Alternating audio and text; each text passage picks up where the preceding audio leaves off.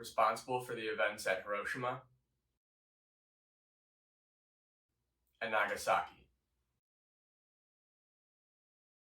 But before that, we have to explore what led humanity to choose the atomic option.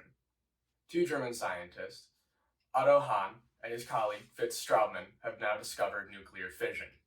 It's the process of splitting an atom into multiple parts. It results in a large amount of energy being released, causing a chain reaction to further atoms down the line.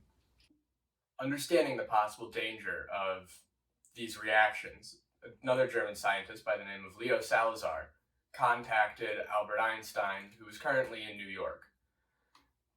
He asked that Einstein let FDR know of the possible danger of an atomic bomb using these reactions. February 24th, 1941, a research team in Berkeley, California discovers plutonium.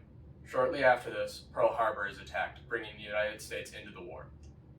June 17th, 1942, Franklin Roosevelt approves the production of an atomic bomb. Its responsibility is handed off to the Army Corps of Engineers, is told to establish a place to produce this. August 13th, 1942, the Manhattan District is set up to produce the atomic bomb, as well as the necessary isotopes and other resources required to build a bomb.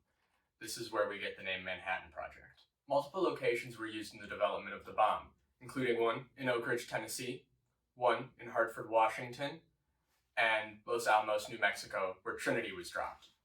The first two, Oak Ridge and Hartford, were used as refinement sites for radioactive isotopes, whereas Los Alamos was where most of the production as well as calculation was done on producing the bombs. The elements chosen to be reactants in the bomb were uranium, which was hard to find, especially in a state that could function in the bomb, and plutonium, which was recently discovered and hard to manufacture. The explosion at the beginning of this video was a recording of the Trinity test. The audio is from another test, as there was no audio of Trinity. The strange warbling noise is actually the radiation from the bomb messing with the filming equipment. The population of the three cities developing the bomb would eventually reach 100,000. The project had to remain secret the whole time, so most of the workers never knew what they were actually constructing. In total, it's estimated almost 600,000 people were involved in the Manhattan Project. December 2nd, 1942. Enrico Fermi creates the first self-sustained nuclear reaction. This provides the proof needed for the atomic bomb to function in a sustained nuclear reaction, which would give it the power necessary to explode. General Groves established Los Alamos in 1943. It was placed under direction of Robert J. Oppenheimer, who would lead the team in developing and producing the first atomic bombs.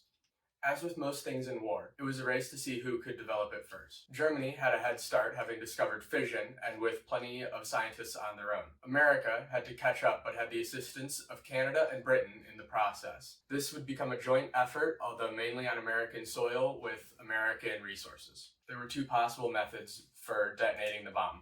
One was a gun type, but it was determined that would not work for plutonium, so they had to try a much more complicated implosion variation. This is what was tested at Trinity. July 16th, 1945, Los Alamos completed the Trinity test. Shortly after the Trinity test, Nazi Germany surrendered. However, Japan remained in opposition towards peace. This would all lead up to the dropping of Little Boy and Fat Man. This would end the war and would eventually spark ethical concerns among the scientific and the public community due to the sheer amount of life loss. A few of the interesting things that happened over the course of the Manhattan Project were events such as Einstein being denied access to the project because he was deemed a security risk, as he was German.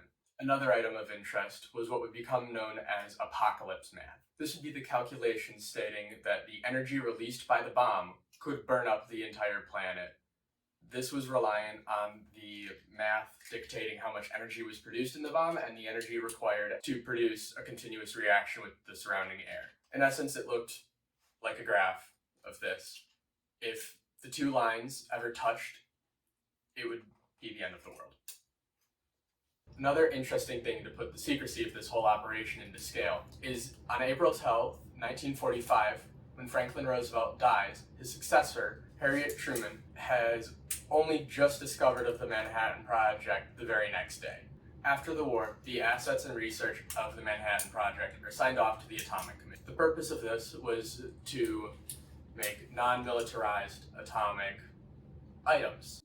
The relative objectives of the Manhattan Project and its fellow agencies were to develop the math before the Axis powers, to build an atomic bomb, to produce the materials required for the atomic bomb, and eventually to facilitate the production and to produce and drop an atomic bomb to end the war.